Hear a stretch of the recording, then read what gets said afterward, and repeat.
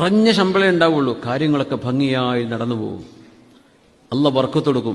ഹലാലായ സമ്പാദ്യമാണ്, ആരും പറ്റിക്കില്ല, ആ ശമ്പളം എടുക്കണുള്ളൂ. നേരെ മറിച്ച് അതേ കമ്പനി ജോലി ചെയ്യുന്ന ആള് പല ന്യായം പറഞ്ഞ് കള്ള ഒപ്പും കള്ള ബില്ലും ഉണ്ടാക്കിയിട്ട് ഇങ്ങനെ പൈസ എടുക്കുന്നുണ്ടാവും. അതൊക്കെ അള്ളാഹു ഇങ്ങനെ ചിന്നിച്ചിതറിക്കളയും. ഈ മനുഷ്യനാണെങ്കിലോ ചെറിയ ശമ്പളത്തിനാണ് ഇത്രയും കൊല്ലം ജോലി ചെയ്യുന്നത്, ഒരു ഫിൽസ് പോലും അയാളുടെ മുതലാളി അയാൾക്ക് അനുവദിക്കാത്ത എടുക്കണില്ല. അള്ളാഹു ബർക്കത്ത് ചെയ്യും. എങ്ങനെ?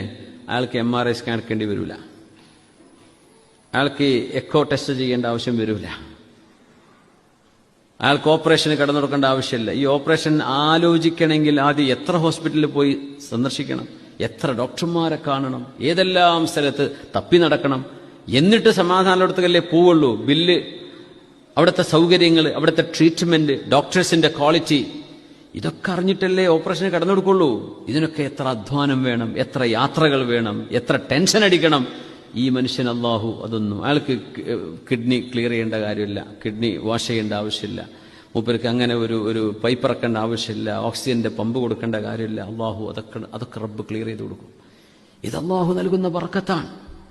അല്ലാതെ ഒരുപാടുണ്ട്, ആരൊക്കെയോ പറ്റിച്ചിട്ടുണ്ടാക്കിയത്, ആരെയോ വഞ്ചിച്ചിട്ട് മനഃപൂർവ്വം ഒരു മനുഷ്യൻ ചെയ്യുന്ന വഞ്ചനകൾ ഗുരുതരമാണ്. അള്ളാഹു അതിന്റെ ശിക്ഷ ദുന്യാവിൽ തന്നെ കൊടുക്കുന്നതാണ്.